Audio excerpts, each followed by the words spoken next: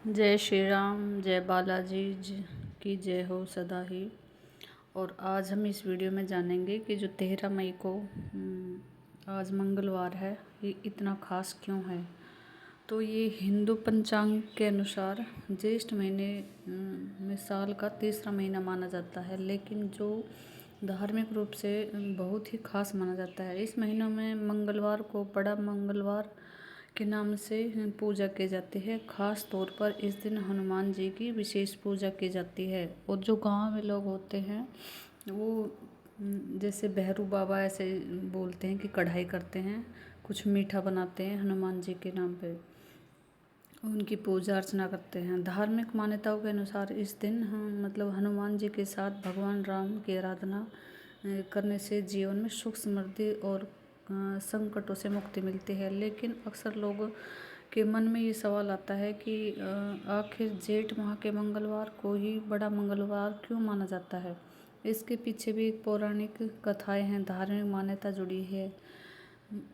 तो चलिए जानते हैं। इस महीने के जो ज्येष्ठ महीना होता है, इसका हर मंगलवार को बड़ा मंगलवार ही कहा जाता है। लेकिन इसमें से सबसे बड़ा मंगलवार है वो पहला मंगलवार है जो 13 मई को है। इसी दिन बुढ़वा मंगल की परंपरा शुरू होती है। इस दिन लोग व्रत रखते हैं, हनुमान जी को भोग लगाते हैं, मंदिरों में भंडारा करते हैं और जो गरीब लोग होते हैं उनको प्रसाद के रूप में भोजन वगैरह करवाते हैं। पौराणिक कथा के अनुसार जब भगवान राम और माता सीता की खोज में वन भटक रहे थे, तब उनकी पहली मुलाकात हनुमान जी से हुई थी।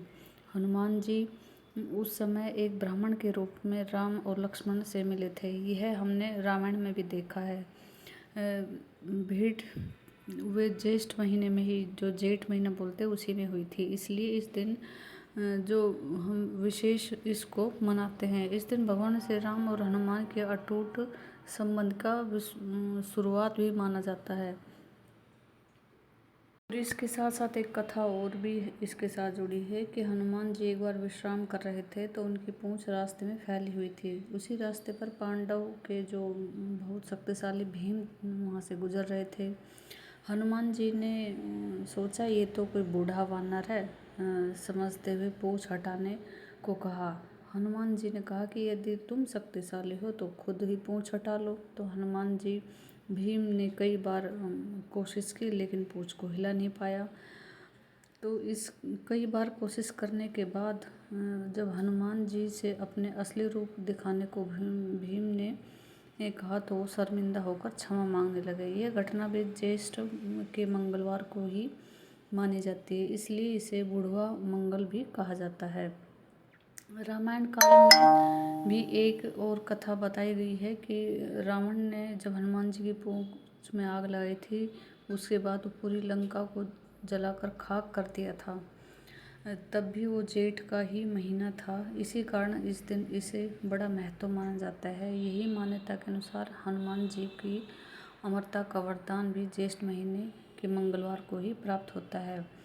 ये 7 चिरंजीवी में से एक है और माना जाता है कि आज ही जीवित व भक्तों की रक्षा के लिए रक्षा कर रहे हैं। जो हनुमान जी हमारे आज भी भक्तों की रक्षा करते हैं, जो सच्चे हृदय से उनकी पूजा करते हैं। इसी कारण इस दिन को बड़ा मंगलवार या बुढ़वा मंगल का भी कहा जाता है।